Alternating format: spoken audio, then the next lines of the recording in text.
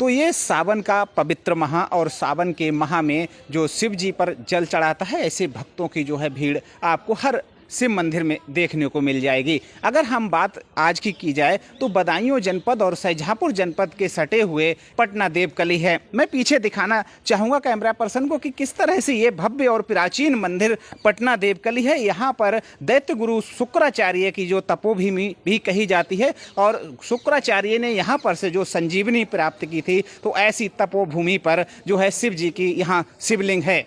यहाँ के अगर कहा जाए तो रुहेलखंड का ये शिव जी का सबसे पुराना प्राचीन मंदिर भी है और इस पर दूर दूर से बहुत सारे श्रद्धालु पूरा सावन माह भर यहाँ पर जल चढ़ाने आते हैं। मैं इस मंदिर की जो भव्यता है वो पीछे से दिखाना चाहूँगा, कैमरा पर्सन से कहूँगा दिखाएं कि किस तरह से जो मंदिर में श्रद्धालु जल चढ़ाते हैं और पीछे की जो मूर्तियों को किस तरह से स्थापित किया गया है, ये मंदिर की जो है भव्यता को दर्शाती हैं। अगर बात सावन माह की जाए तो देखिए मेरे पीछे देखना चाहेंगे कि जो मुख्य शिवलिंग है वहाँ पर बहुत सारे श्रद्धालु जो है इस समय जलाभिषेक कर रहे हैं और उनसे भी मैं जानने की कोशिश करूँगा उन श्रद्धालुओं से तो किस तरह से मानते हैं। सावन के माह में आप मंदिर पे आए हैं पटना देवकली, तो क्या कहेंगे? ये यहाँ अच्छा लगता है और खुशी से आते हैं यहाँ सारे लोग। अच्छा, क्या आपने जो सावन का द्वितीय महीना जो सावन का महीना चल रहा है, इस बार 2 सावन है तो बहुत भक्तों की जो उत्साह देखने को मिल रहा है, क्या कहेंगे इस माह को? इसके लिए तो ये है कि जो आगे का महीना है उसमें भी जल चढ़ता है और लेकिन इसमें भी चढ़ता है। क्या कहेंगे सावन के माह में? सर जी जो भी होगा अच्छा ही होगा सबके लिए। अच्छा, दूसरा सोमवार है कल के बाद, क्या कहेंगे सोमवार पे क्यों महत्व दिया जाता है? भोले बाबा के लिए जल चढ़ाया जाता है सोमवार वाले दिन। आप जल चढ़ाने आए हैं, क्या कहेंगे कितने इस प्राचीन मंदिर पर कौन कौन सी मनोकामना लेकर के आए हैं?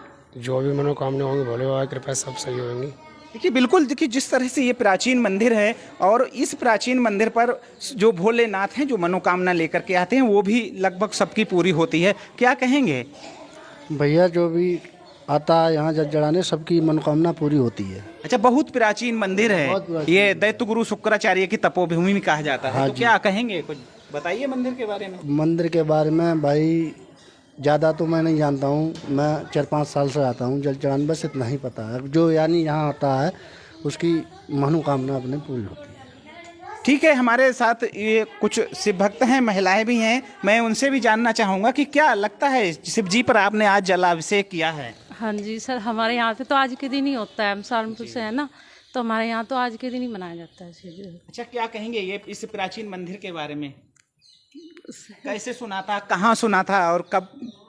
हम सुना था कि यहाँ पे जो भगवान शिव जी की जो शिवलिंग होता है वो प्राकृतिक रूप से निकला हुआ है और यहाँ जो मतलब जल चढ़ाने वालों की जो मनोकामना है वो पूरी होती है और इसलिए जो है प्रत्येक सोमवार को यहाँ जो है, और नहीं शंकराचार्य नहीं, वो से मंदिर है। हाँ, बहुत प्राचीन मंदिर है और यहाँ पे जो है कहते हैं कि सोमवार में आने वालों की सबकी मनोकामना जो है पूरी होती है। अच्छा, कहाँ से हैं, आपको कैसे प्रेरणा मिली इस मंदिर पर आने? हम जिला सहारनपुर के रहने वाले हैं और यहाँ पे 9 साल से टीचर हैं, तो जब से हम यहाँ आए हैं तब से ही जो है यहाँ पे हम लगातार आते हैं।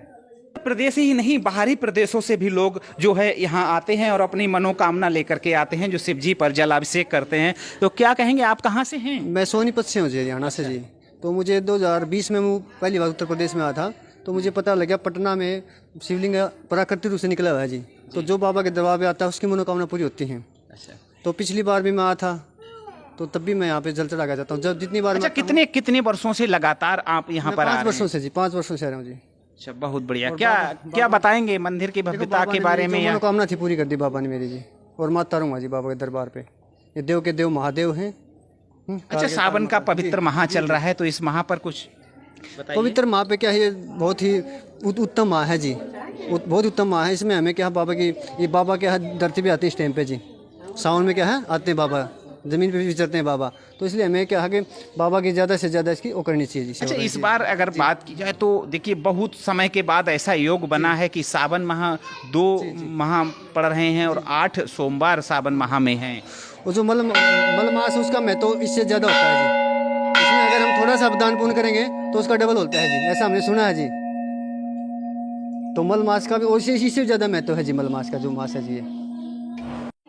तो देखिए जो मुख्य मंदिर है, मुख्य जहाँ पे शिवलिंग है, मैं वहाँ पर भी पहुँच गया हूँ जहाँ पर शिवलिंग मौजूद है। तो मैं महंत से जानने की कोशिश करूँगा कि जो मुख्य शिवलिंग है वो कौन सा है, उसके बाद जो शिवलिंग स्थापित किए गए हैं वो कौन कौन से हैं।